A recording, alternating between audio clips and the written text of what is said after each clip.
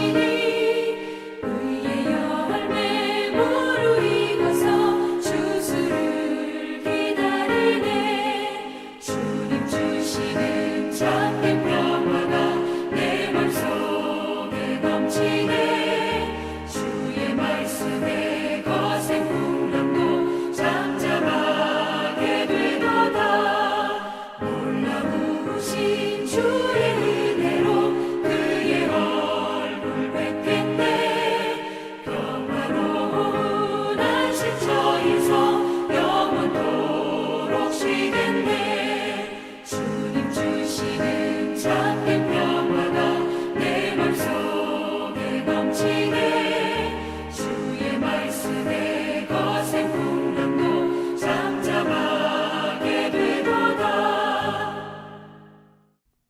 네, 오늘 은혜 받으실 하나님 말씀은 우리 지난주와 같은데요. 로마서 7장 21절부터 8장 2절 말씀입니다. 우리 함께 합독하겠습니다. 로마서 7장 21절부터 8장 2절 말씀 함께 합독하겠습니다. 그러므로 내가 한 법을 깨달았노니 곧 선을 행하기 원하는 나에게 악이 함께 있는 것이로다. 내 속사람으로는 하나님의 법을 즐거워하되 내 지체 속에서 한 다른 법이 내 마음의 법과 싸워 내 지체 속에 있는 죄의 법으로 나를 사로잡는 것을 보는도다. 오호라 나는 곤고한 사람이로다. 이 사망의 몸에서 누가 나를 건져내랴. 우리 주 예수 그리스도로 말미암아 하나님께 감사하리로다.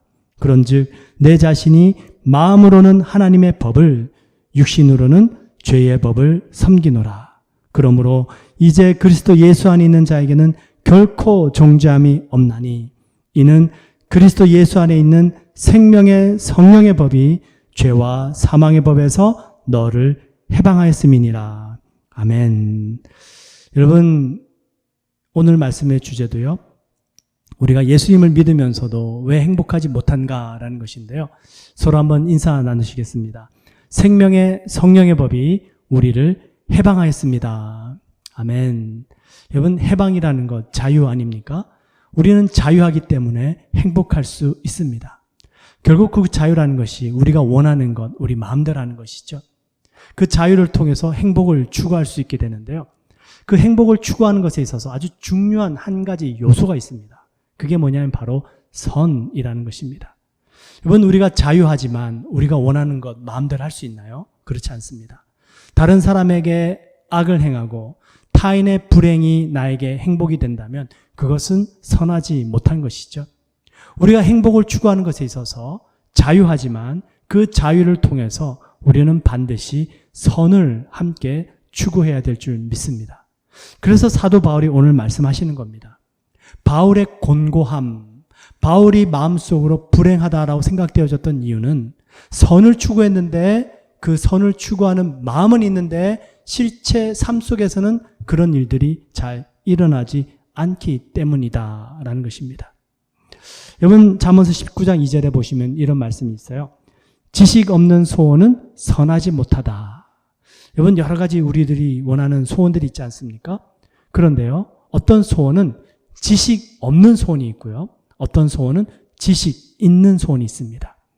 지식 없는 소원은 무엇이 지식 없는 소원일까요? 잠언서에서 말씀하고 있는 지식이란 우리 잠언서 1장 7절에서 말씀하시는데요. 여호와를 경외하는 것이 지식의 근본이거늘 말씀하십니다. 그러니 지식 없는 소원은 하나님을 경외함이 없는 소원을 의미하죠. 지식 있는 소원은 뭡니까? 하나님을 경외함이 있는 소원이 바로 지식 있는 소원입니다.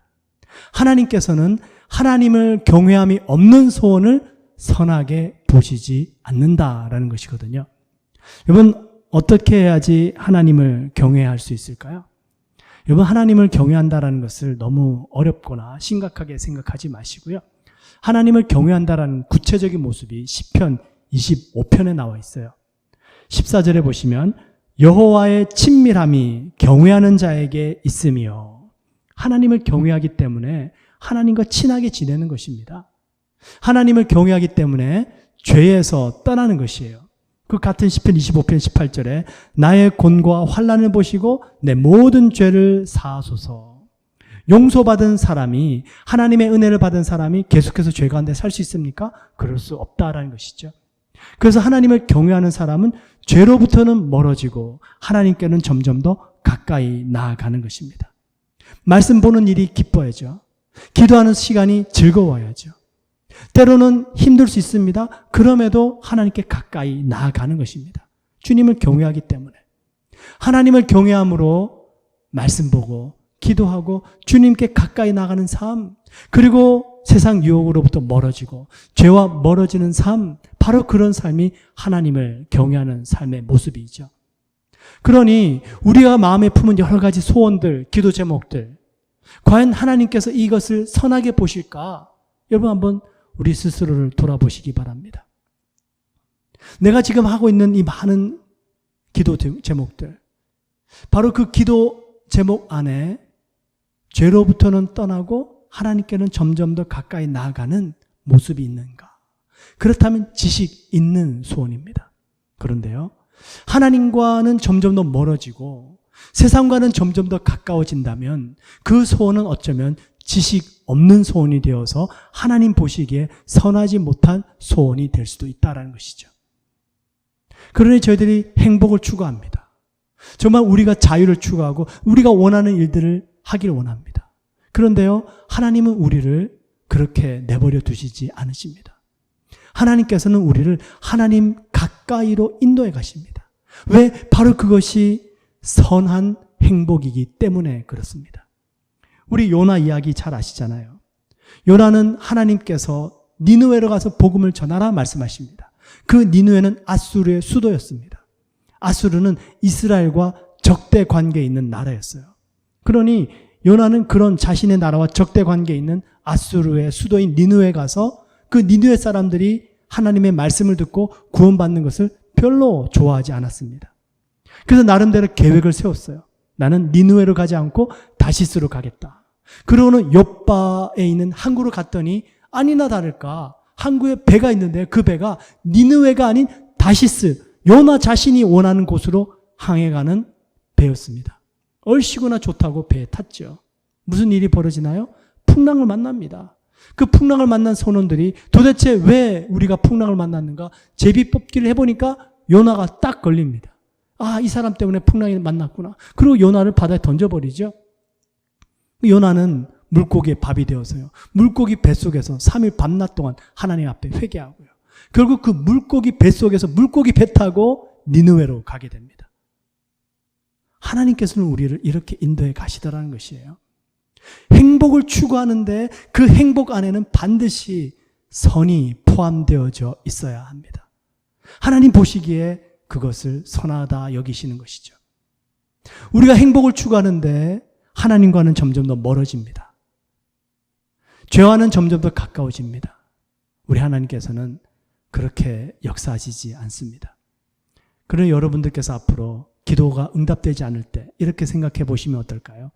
아, 만약에 이 기도가 응답되어졌다면 내가 하나님과는 멀어지고 세상과는 점점 더 가까워질 수 있겠구나. 하나님 감사합니다. 주님께 점점 더 가까이 나아가게 하시고 죄와는 멀어지게 하시고 주님 제가 가진 이 소원을 통해서 그런 하나님을 경외함이 온전하게 일어나게 하여 주옵소서. 주님께서 그 기도를 선하게 보시고 응답해 주실 줄 믿습니다. 그래서 우리가 행복을 추구하면서 하나님을 경외하고 또 선을 이루어 가기 위해서는요. 지난주에 3가지 말씀드렸죠. 우리 안에 있는 쓴뿌리 해결해야 됩니다. 하나님, 내 과거 삶 속에 내 아픔이 있었다면 기억나게 하시고 떠오르게 하시고 주님 안에서 치유받게 하여 주옵소서. 또 어둠의 권세가 우리를 공격한다면 이런 종류는 기도와 금식 외에는 나가지 않는다. 주님 앞에 와서 간절히 기도하는 것입니다. 무릎 꿇는 것이에요. 어둠의 권세를 대적하고 마귀를 물리치고 하나님께 순복하는 것입니다. 그리고 어떤 삶의 고난이 있다면 아, 주님께서 나를 멋있게 빚어가시는구나. 그 연단을 통해서 소망을 가지고 기뻐하면서 주님께 나아가는 것이죠. 바로 이런 모습을 통해서 우리들은 환난 속에서도 기뻐할 수 있고요. 또 주님이 다스리시는 그 손길 안에 주님 앞에 주님을 경외하는 법을 배워감으로 행복을 위해서 나아가게 되는 것입니다. 자, 오늘 또 한 가지 더 말씀을 드리고 싶은데요. 우리가 어떻게 예수 그리스도를 믿음으로 행복을 추구할 수 있는가? 25절 말씀 한번 보시죠. 25절 말씀해 보시면 우리 주 예수 그리스도로 말미암아 하나님께 감사하리로다. 그런즉 내 자신이 마음으로는 하나님의 법을 육신으로는 죄의 법을 섬기노라. 마음으로는 하나님의 법을 섬기고 육신으로는 죄의 법을 섬기는데 에이 소용없네 해도 안 되는데 포기해야지 그게 아닙니다. 비록 육신으로는 죄의 법을 섬길지라도 끊임없이 마음으로라도 하나님의 법을 섬겨가는 것입니다. 우리가 이상과 현실의 괴리가 있을 때에 힘들어지죠. 그렇다고 이상을 포기할까요? 아닙니다. 이상을 포기하는 것이 아니라 그 이상을 끊임없이 마음에 품고 사는 것이에요. 그게 마음으로 하나님의 법을 쫓는 방법입니다. 여러분 행복하기 원하십니까? 그 행복은 마음에서부터 시작되잖아요. 그죠?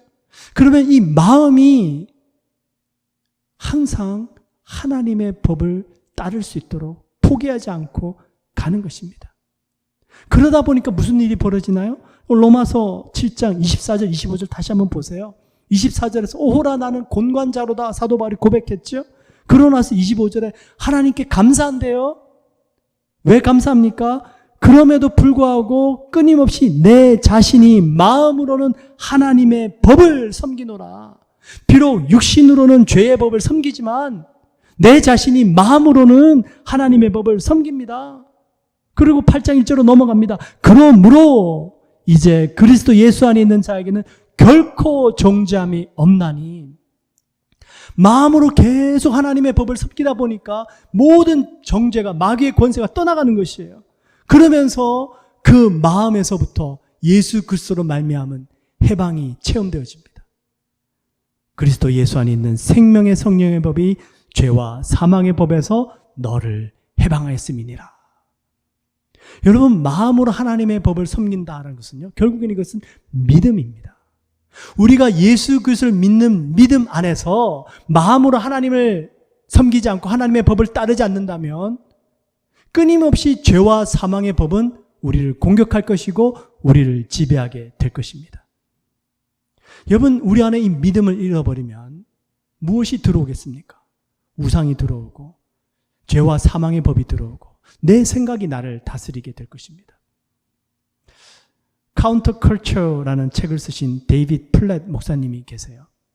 이 목사님께서요, 히말라야 산맥을 가셨다가 그 도시에는 여전히 우상을 숭배하는 사람들이 있습니다. 그 사람들은요, 장애를 가지고 태어나면 신의 저주를 받았다고 믿는 거예요. 마음에서 그렇게 믿는 것이에요. 그러니까 마음에서 그렇게 믿으니까 정말로 저주받은 삶을 살게 되더라고요. 죄와 사망의 법이 그들을 다스리고 있더라고요. 실제로 그 마을에는요, 쿤싱이라는 아이가 있었는데요. 12살입니다. 이 쿤싱이라는 아이는 태어날 때에 어떤 장애를 가지고 태어났는데 그 부모가요, 이 아이는 신의 저주를 받았다고 그래가지고요, 그냥 곳간에 처박아 두고요, 바깥으로 나오지 못하도록 쇠사슬로 묶어서 키웠습니다.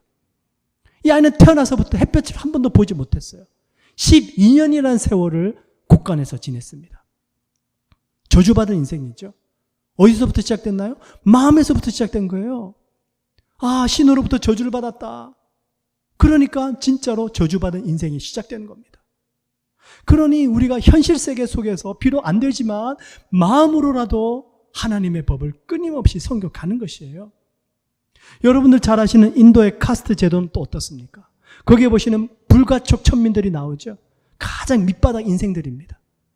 그들은 이 땅에서 가난하고 헐벗고 고난 가운데 살아갑니다. 그런데요, 사람들이 그들을 도와주면 안 된대요. 이유가 뭡니까? 전생에 그들이 지은 죄가 있기 때문에, 전생에서 잘못 살았기 때문에 이 땅에서 그렇게 불가촉 천민으로 살아가야 되는 것이에요. 운명입니다. 마음에서부터 믿어지는 이 믿음을 따라 그 삶을 살아가니까 불행한 삶을 살게 되죠. 그리고 아무도 그들을 도와주지도 않습니다. 그래야지 다음 생애에 그나마 좀 더 나은 모습으로 태어날 수 있을지도 모르기 때문에 그런 거예요. 여러분, 우리 마음으로부터 무엇을 믿는가에서부터 모든 삶이 시작이 되는 것을 보게 됩니다. 비록 우리의 현실이 내가 품은 이상과 같지 않고 나의 신앙과 같지 않을지라도 마음으로 하나님의 법을 따르는 것을 결코 포기해서는 안 된다는 것이에요. 그래서 믿음의 시작, 이 행복의 시작은 마음에서부터 시작됩니다. 여러분, 제가 오늘 세 가지 믿음, 여러분께서 꼭 이것은 마음에 품고 살아가시길 축원드립니다. 마음으로 어떻게 하면 하나님의 법을 섬기고 행복의 시작을 할 수 있습니까? 첫 번째, 시편 34편 19절입니다. 의인은 고난이 많으나 여호와께서 그 모든 고난에서 건지시는도다. 아멘. 아, 의인이라고 고난이 없는 것이 아니군요. 의인도 고난이 있군요. 그런데 중요한 것은 그 의인을 하나님께서는 지키시고 보호하시고 건져주시는군요. 이거 믿는 거예요, 마음으로. 어떤 고난이 와도 하나님께서 건져주실 것이다. 마음으로 하나님의 법을 따르는 것입니다. 첫 번째. 두 번째. 잠언서 24장 16절. 대저 의인은 7번 넘어질지라도 다시 일어나려니와. 아, 의인도 넘어지는군요. 의인이라고 완벽한 사람이 아니군요. 그런데 비록 실패하고 넘어질지라도 다시 일어나면 되는군요. 예수 그리스도 십자가 바라보고 하나님 바라보면서 다시 일어나서 주님을 향해 나아가고 또 도전하면 하나님께서 그것을 의롭게 여겨주시는군요. 마지막 세 번째. 과연 이 의인들이 누굽니까? 복음에는 하나님의 의가 나타나서 믿음에 이르게 하나니 기록된 바 오직 의인은 믿음으로 말미암아 살리라 함과 같으니라. 감사합니다, 주님. 의인은 오직 믿음으로 사는 것이군요. 그리고 그 의인은 믿음으로 시작해서 믿음으로 끝나는 것이군요. 내 인생의 삶 속에 내가 이루어갈 목적은 바로 믿음이라는 것이군요. 바로 그것을 하나님께서 보시고요. 선하게 여기시고 우리를 의롭다 여겨주시고 우리를 인도해 가신다라는 것입니다. 그러니 우리가 마음으로라도 우선은 하나님의 법을 따르는 것을 시작해야 된다는 것입니다. 그게 바로 믿음입니다. 믿음으로 살겠습니다. 믿음이 내 인생의 목표입니다. 넘어져도 다시 일어나겠습니다. 고난이 있지만 하나님께서 건져주실 줄 믿습니다. 바로 이 마음에서 행복이 시작이 되더라라는 것이에요. 저 얼마 전에 한 목사님의 SNS 글을 읽다가요. 큰 도전도 되고 또 낙심이 되는 일이 있었는데요. 내용이 이래요. 외국인 노동자로 한국에 오신 분이신데 네팔에서 오셨습니다. 근데 한국 노동자로 일을 하시다가 복음을 전해 듣고 하나님의 부르심을 받아서 주의 종이 된 것이에요. 그래서 이분이 목사 안수까지 받으시고 목사님이 되셨어요. 이름이 꾸살이라는 분이신데요. 꾸살 목사님이십니다. 이 꾸살 목사님께는 아들이 있었는데요. 그 네팔에서 손주를 보기 위해서 할아버지가 한국으로 방문하셨어요. 근데 꾸살 목사님은 여전히 생계 유지를 위해서 사모님과 함께 일을 하셨는데요. 할아버지가 그 사이에 손주를 보셨죠. 근데 할아버지가 잠깐 한눈판 사이에 어떻게 되었는지 그만 아기가 도로가로 가면서 그만 교통사고가 나고 생명을 잃게 되었습니다. 엄청난 사건이 일어난 거죠. 이 꾸살 목사님 마음이 얼마나 힘드셨겠습니까? 그런데요, 이 꾸살 목사님은 그 가해자 고소하지도 않으셨고요. 그리고 그 가해자로부터 또 보상금을 받을 수도 있었는데요. 그것도 받지 않겠다고 했습니다. 근데 이 가해자 입장에서는 또 그럴 수 없으니까 어떻게 합의금 쪽으로 또 보상금을 1억을 이렇게 꾸살 목사님께 전해줬나 봐요. 이 꾸살 목사님은 그 합의금 1억 받아가지고요. 그냥 기부해버리셨어요. 그러고는 예배 때 간증합니다. 비록 자녀를 잃었지만 마음은 슬프지만 이 사건을 통해서 하나님 아버지의 마음을 더 알게 되었습니다. 나중에 경찰들이 그 사건을 조사하러 왔다가 그 모든 이야기를 다 듣고 난 다음에 깜짝 놀랍니다. 아니 어떻게 이럴 수가 있는가. 고소도 하지 않고 받은 합의금도 다 그냥 기부해버리고 세상 사람들이 다 놀라는 거예요. 저도 그 이야기를 이렇게 쭉 읽어가는데 너무 놀라는 거예요. 야, 어떻게 이럴 수 있을까. 그리고 이분께서 그 간증을 하면서 드렸던 그 예배 얼마나 감격스러웠을까. 이 꾸살 목사님의 이야기는 여기서 끝나지 않고요. 이 꾸살 목사님이 지금 코로나 팬데믹 때문에 온 세계가 난리 아닙니까? 자기 나라 네팔도 그런 어려움에 처해 있는 것을 깨닫고서는요. 한국에 그냥 머물 수가 없어서 다시 네팔로 들어가서 복음 사역을 감당하기 위해서 들어가고자 했습니다. 그 소식을 들은 한 성도님이 그 꾸살 목사님께 2억 원을 헌금을 합니다. 할렐루야. 우리 하나님 정말 놀랍지 않습니까? 1억 원을 기부했더니 2억 원을 주셨어요. 그런데요, 이 구살 목사님이 그 2억 원을 받고요. 감사하면서 네팔로 가서 자기 복음 활동에 하는데 사용하지 않고요. 떠나기 바로 직전에 자신은 아직까지 네팔에 가서 무엇을 어떻게 해야 될지 계획이 없기 때문에 그 2억 원의 돈을 어떻게 써야 될지 모르지만 지금 당장 이 돈이 필요한 곳이 있습니다. 캄보디아에 지금 급하게 선교지에 돈이 필요한 곳이 있어서 그 2억 원을 또 거기에 보내버리셨어요. 그리고 이분은 홀홀단신으로 네팔로 떠나십니다. 그 이야기를 이렇게 쭉 읽어가는데요. 감동이 돼요. 도전이 돼요. 그리고 제 자신을 바라보니까 정말 이런 분이 참된 주의 종이지. 이런 분에 비교하니까 난 정말 요즘 말로 깜도 안 되는구나. 참 마음이 사실 좀 낙심이 되더라고요.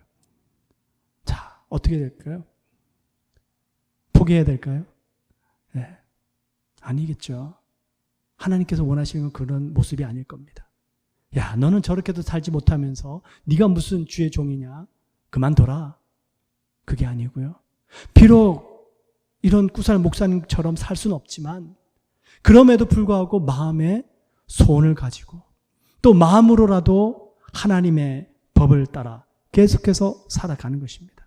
그리고 내가 할 수 있는 작은 일부터 해 나가는 것이에요.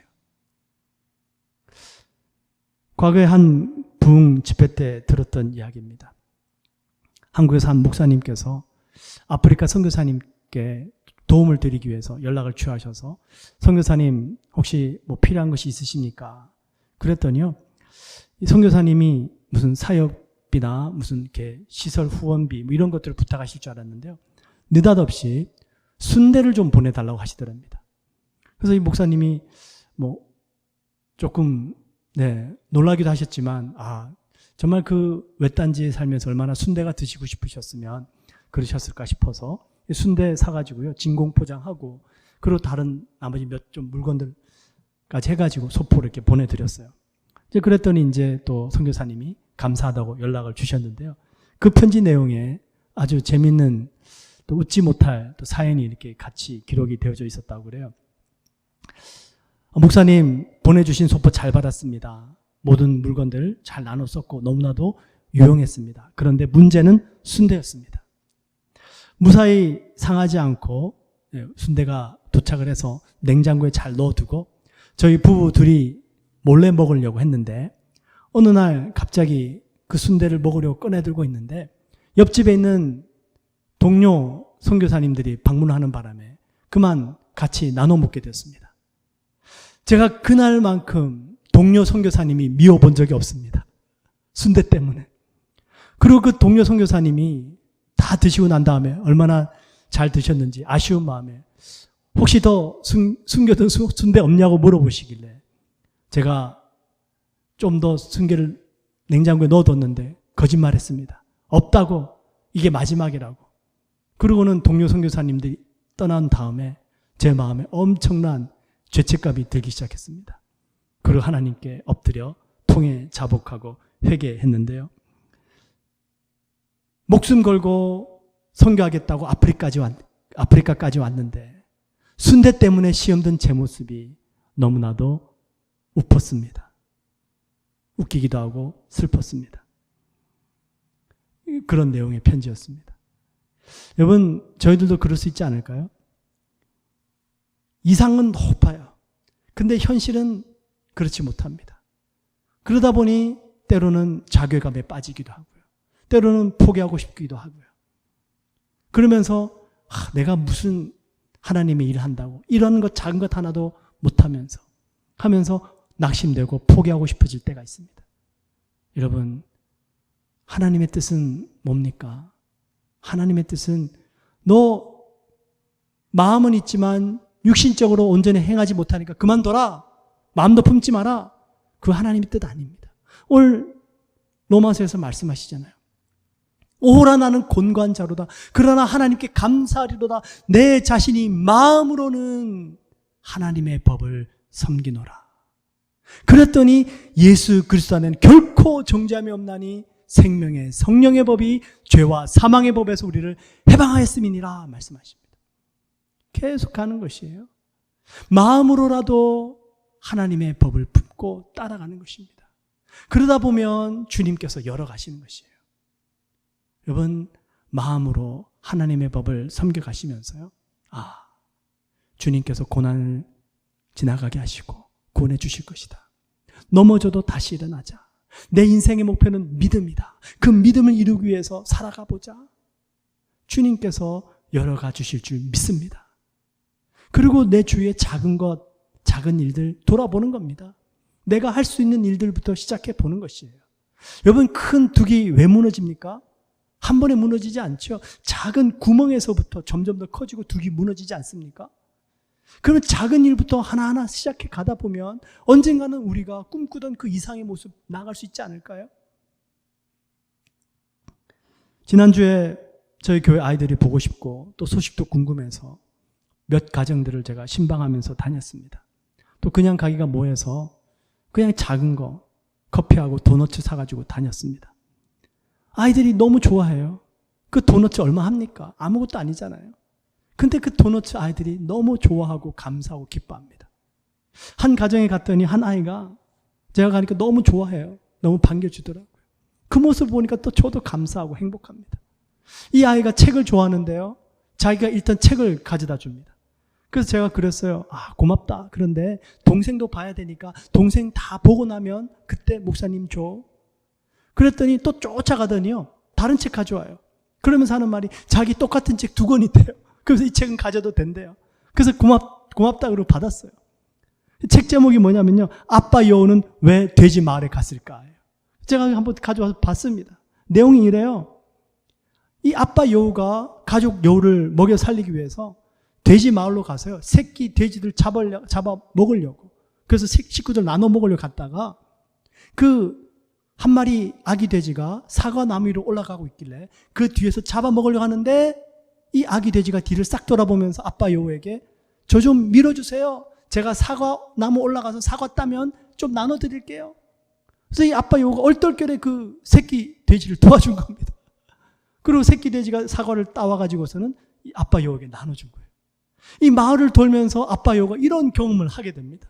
잡아먹으려 했다가 얼떨결에 새끼 돼지들을 도와준 겁니다. 그러고는 자기 집으로 돌아오는데 꽃하고 사과하고 이렇게 들고 들어오는 거예요. 그리고 마지막 그 이야기 책의 끝이 이렇게 납니다. 사과를 나눠 먹으며 배에서는 꼬르르 소리가 났지만 여우 가족은 깔깔깔 웃었어요. 이야기의 끝입니다. 여러분, 행복이 어디에 있나요? 그죠? 그 새끼 돼지 잡아 먹으면서 행복한 것이 아니라 배는 고프지만 사과 먹고 깔깔깔 웃는 거예요. 아빠가 경험했던 것을 통해서. 여러분, 행복은 멀리 있지 않습니다. 나는 공고한 사람이다. 나는 이거밖에 안 되는구나. 마음으로 이미 하나님의 법을 떠나버린 것이에요. 그러지 마시고요, 마음으로라도 하나님의 법을 섬겨 드리십시오. 그러는 가운데에 무슨 역사가 나타나냐면 예수 그리스도 안에는 결코 정죄함이 없나니 예수 안에 있는 생명의 성령의 법이 죄와 사망의 법에서 너를 해방하였습니다.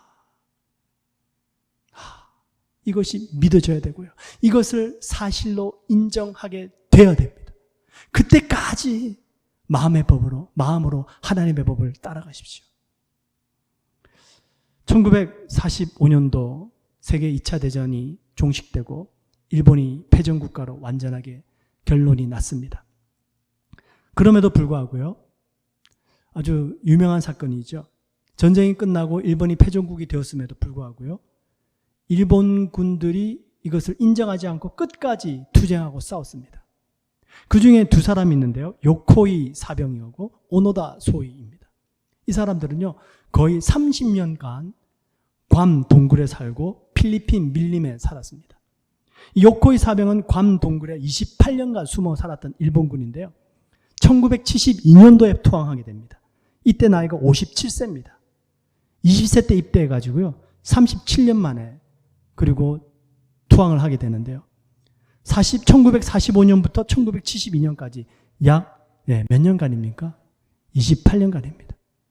28년이라는 세월 동안 숨어 산 겁니다. 이분이 왜 그랬냐면 이분은 전쟁이 끝나고 1945년 전쟁이 끝나고 1952년 한 7년 후쯤에 전단지를 보게 돼요. 그리고 일본이 전쟁에 패했다는 소식도 알게 됩니다. 근데 이 사병은요, 항복하는 것은 치욕스러운 일이다라고 생각하고는요, 계속 숨어 산 거예요. 여러분, 이 인생이 어떻습니까? 얼마나 불쌍합니까? 뭐 일본에서는 영웅시 했을 수 있겠죠. 여러분, 이게 영웅입니까? 아닙니다. 결코 그렇지 않습니다. 전쟁이 끝나고 항복이 아니라 이미 전쟁이 끝나버렸어요. 그리고 다시 모든 것들이 결정 났기 때문에 자기 고국으로 돌아가서 가족과 함께 얼마든지 자유롭게 지낼 수 있었는데 그 모든 세월을 잃어버린 것입니다.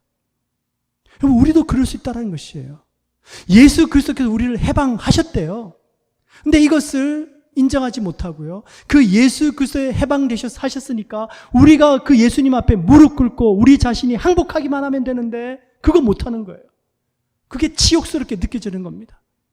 주님 앞에 무릎 꿇는 것조차 싫은 겁니다. 내 자신이 여전히 내 인생의 주인이 되어서 살아야 되는 것이에요. 그러니 행복을 잃어버리게 되는 것이죠. 얼마나 안타깝습니까, 여러분? 두 번째, 오노다 소위는요, 필리핀 밀림에서 29년 삽니다. 그리고 1974년도에 겨우 투항합니다. 이 오노다 소위가 투항하기 직전에 뭘 요청하냐면요, 이 사람은 아예 믿지는 않았어요. 일본이 패했다는 것도 믿지 않고 일본이 패전국이 됐다는 거 믿지는 않았습니다. 허위 사실이라고 생각했어요. 그러고는 이 사람이 뭘 요구하냐면 자신의 상관이 명령서를 가지고 오면 자기가 투항하겠다. 그래가지고 어떻게 다행히도 상관이 살아있었는지요, 그 상관과 함께 명령서 가지고 그 사람 찾아가가지고요, 명령 전달하고 그리고 투항했습니다. 여러분, 하늘과 땅의 모든 권세를 가지신 우리 주 예수 그리스도께서 우리를 죄와 사망의 법에서 생명의 성령의 법으로 해방하셨다고 분명하게 말씀하고 계십니다. 이거 받아들이고 인정하면 안 될까요? 그 주님 앞에 주님의 주되심을 인정해드리고 우리가 주님께 항복하면 안 될까요? 그러면 행복을 찾아갈 수 있는 거죠. 얼마 전에 집에서 재밌는 사건이 있었어요. 아내가 순두부찌개를 끓였는데요, 제가 이제 밥을 먹으려고 그 찌개를 데워서 순두부찌개를 국을 이렇게 퍼고 있는데 그냥 고기가 보이길래 고기도 넣었네? 이제 그러고 한마디 했어요. 그랬더니 아내가 식탁에 앉아 있다가 고기 안 넣었는데? 그러는 거예요. 그래서 제가 다시 내가 잘못 봤나 싶어서 고기가 아닌가 다시 자세히 보니까 고기가 맞아요. 그래서 제가 고기 맞는데? 그랬더니 아내가 대뜸 고기 안 넣었다니까? 그러는 거예요.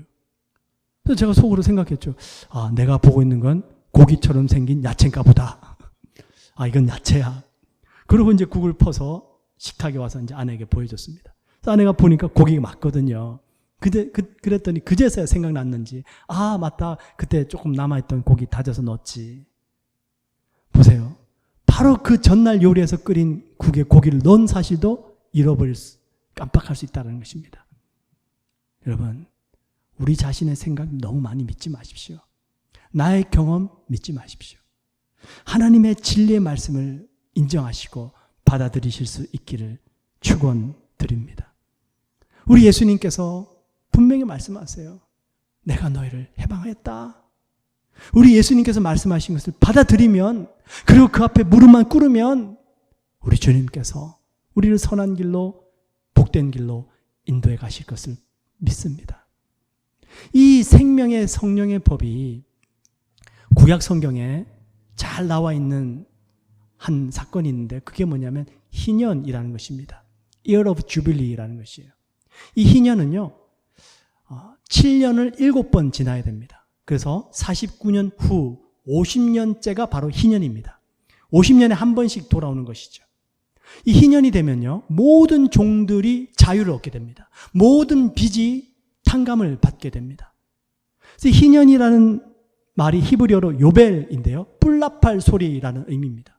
그래서 50년째 희년이 되면 이스라엘 온 나라에 나팔 소리가 울려 퍼집니다.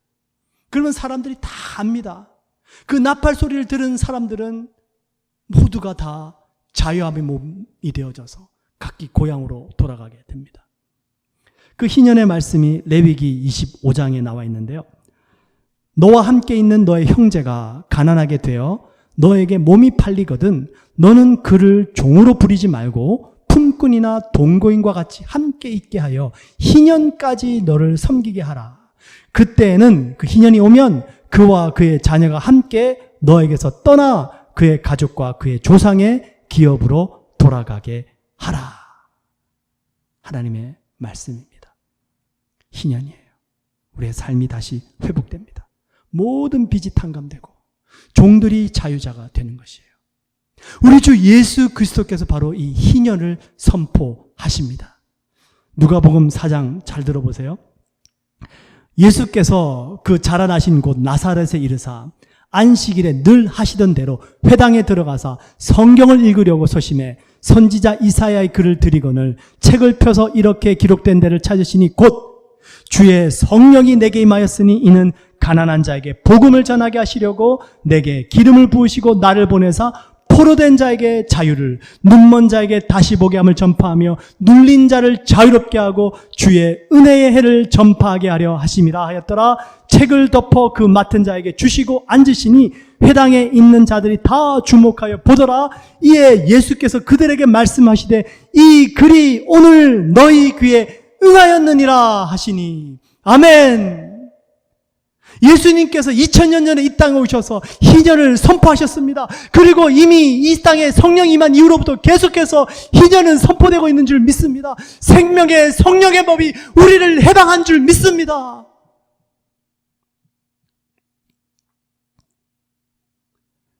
여러분, 우리 마음으로 하나님의 법을 계속 따라가는 거예요.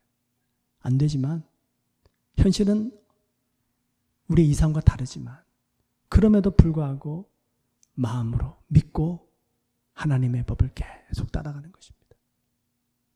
주님, 고난에서 구원해 주실 것을 믿습니다. 넘어져도 또 일어나겠습니다. 끝까지 믿음을 이루기 위해서 살겠습니다.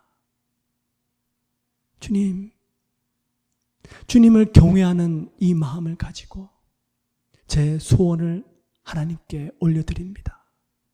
주님께서 이것을 선하게 보시고 이루어 주시옵소서. 여러분, 우리 그리스도인들은 바로 이 믿음을 통해서 환난 중에도 기뻐해야 하는 믿음의 삶을 살아가는 사람들인 줄 믿습니다.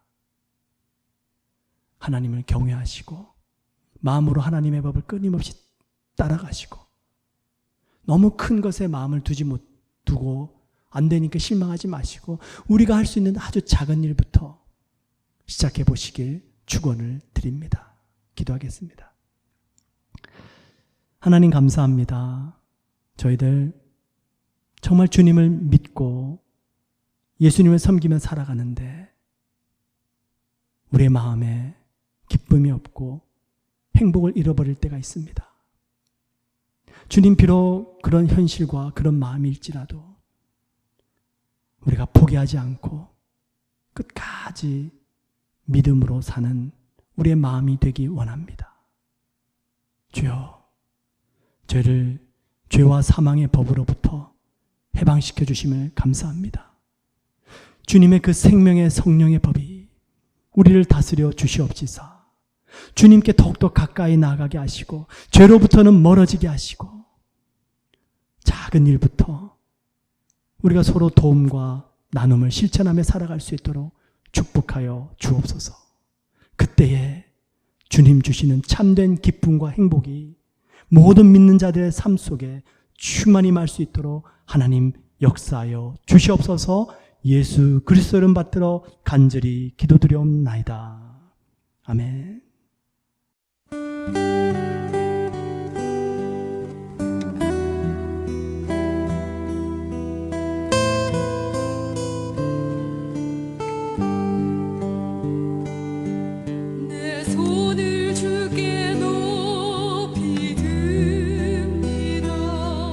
내 찬양 받으실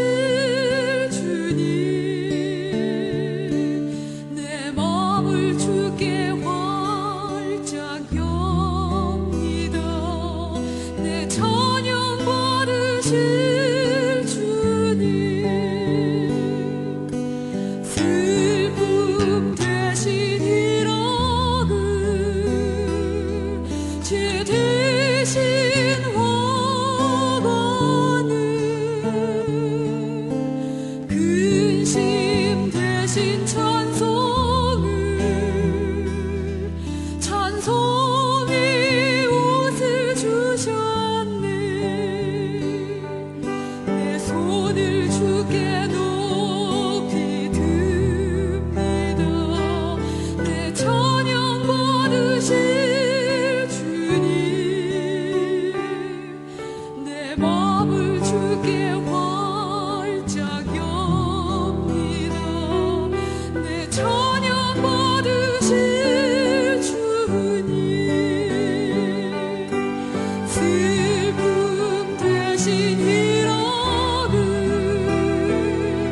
지 대신 화관을,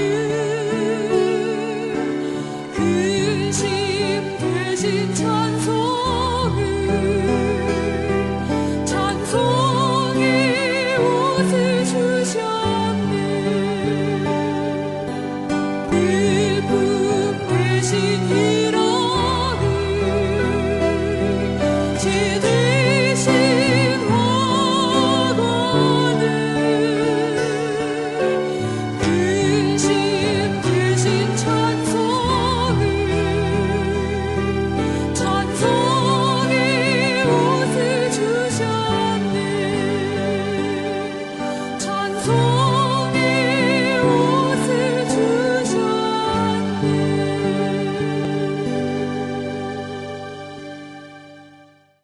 네, 축도드리겠습니다. 이제는 우리 주 예수 그리스도의 무한하신 은혜와 우리 하나님 아버지의 극진하신 사랑하심과 성령님의 내주하시고 교통하시고 충만케 하시는 귀한 역사가 우리 모든 성도님들의 삶과 가정과 행사 위에 이제부터 영원토록 넘치시기를 간절히 축원드리옵나이다. 아멘.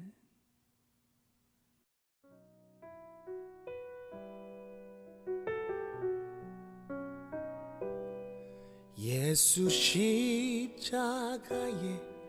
흘린 피로써 그대는 씻기어 있는가?